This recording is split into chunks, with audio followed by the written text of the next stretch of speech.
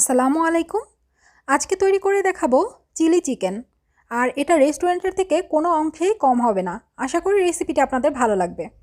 এখানে আমি হাড়সহ চিকেন এরকম একটু ছোট ছোট টুকরো করে নিয়েছি। আর এখানে 500 গ্রামের মতো মুরগির মাংস আছে। দিয়ে দিচ্ছি আদার পেস্ট 1 টিস্পুন, রসুনের পেস্ট দিয়ে দিচ্ছি 1 টিস্পুন, মরিচের গুঁড়া দিয়ে দিচ্ছি 1 টিস্পুন, ধনিয়ার গুঁড়া দিয়ে দিচ্ছি 1/2 টিস্পুন, লবণ দিয়ে দিচ্ছি স্বাদ মতো, গরম মশলার গুঁড়া দিয়ে দিচ্ছি 1/2 টিস্পুন। এরপরে দিয়ে দিচ্ছি 1 টেবিল চামচ পরিমাণ সয়া সস, লেবুর রস দিয়ে দিচ্ছি 1 টেবিল চামচের মতো। এরপরে খুব ভালোভাবে মশলাগুলো মাংসের সাথে মিশিয়ে নিচ্ছি। মেশানো হয়ে গেছে। এখন একটা প্লাস্টিক র্যাপ দিয়ে ঢেকে আমি এটাকে 1 ঘন্টার জন্য ম্যারিনেট করে রেখে দিচ্ছি। 1 ঘন্টা হয়ে গেছে। এখন এর মধ্যে দিয়ে দিচ্ছি একটা ডিম। কর্নফ্লাওয়ার দিয়ে দিচ্ছি এখানে 2 টেবিল চামচের মতো, কিন্তু আমি পুরো কর্নফ্লাওয়ারটা একসাথে দিচ্ছি না, প্রথমে অর্ধেকটা পরিমাণে দিয়ে দিচ্ছি। দিয়ে খুব ভালোভাবে মিশিয়ে নিচ্ছি। এখানে মনে হচ্ছে আর একটু দরকার আছে, তো এই জন্য আমি সম্পূর্ণটাই দিয়ে দিলাম। তো দেখতেই পাচ্ছেন এটা কিন্তু এভাবে হবে, একটু স্টিকি স্টিকি হবে। তো আমার মাখানো হয়ে গেছে। এটা ভাজার জন্য আমি চুলায় একটা প্যান বসিয়ে এর মধ্যে পরিমাণ মতো তেল দিয়ে দিয়েছি। আর চুলার হিটটা মিডিয়াম হাইয়ে রেখে আমি এগুলোকে ভেজে নেব।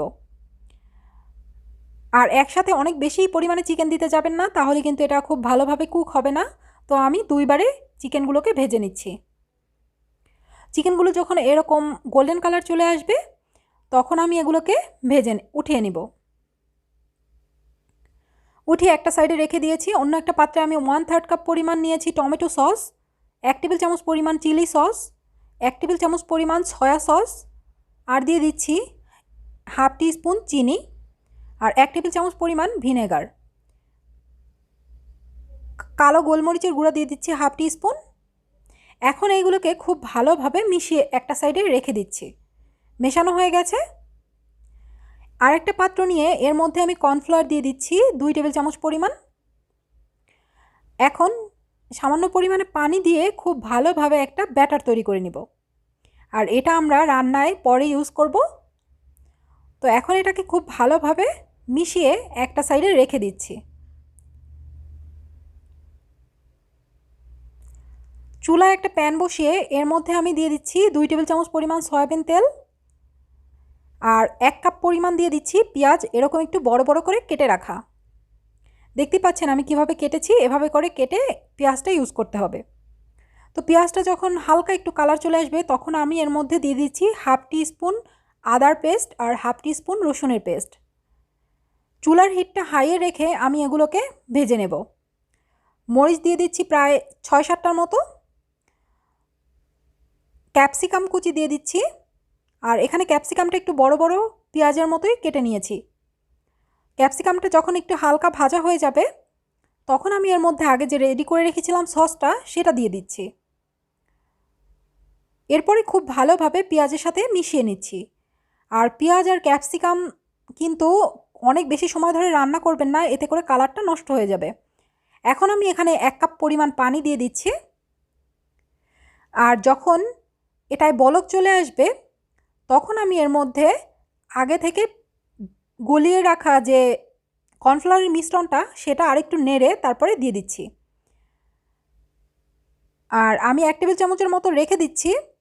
যদি এটা মিশ্রণটা যদি ঘন হয়ে যায় তাহলে আর আমি অ্যাড করব না। তো আমার মিশ্রণটা দেখতে পাচ্ছেন এটা কিন্তু বেশ খানিকটা ঘন হয়ে গেছে।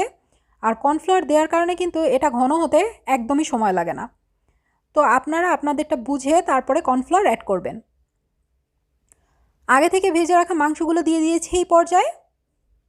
আর চুলার হিটটা কিন্তু অবশ্যই হাইয়ে রাখবেন, কারণ চাইনিজ রান্নাগুলো কিন্তু সবসময় হাই হিটে করতে হয়। খুব ভালোভাবে মেশানো হয়ে গেলে এর মধ্যে আমি দিচ্ছি 1/2 টিস্পুন পরিমাণ টেস্টিং সল্ট। আর এই টেস্টিং সল্টটা দেওয়ার কারণেই এর স্বাদটা কিন্তু রেস্টুরেন্টের মতো হয়ে যাবে। আর দেখতেই পাচ্ছেন গ্রেভিটা অনেক ঘন হয়ে গেছে। আর এই পর্যায়ে আমি চুলাটা বন্ধ করে দিব।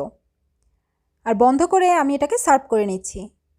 আপনারা যদি এটাকে আরেকটু লিকুইড করতে চান তাহলে কিন্তু কর্নফ্লাওয়ারের পরিমাণটা আরেকটু কমিয়ে দিতে পারেন আর পানির পরিমাণটা একটু বাড়িয়ে দিতে পারেন। দেখতেই পাচ্ছেন এটা কতটা লোভনীয় হয়েছে দেখতে, আর এটা খেতে অনেক মজার হয়। আপনারা একবার বাসায় ট্রাই করলেই বুঝতে পারবেন। সবাই ভালো থাকবেন। আল্লাহ হাফেজ।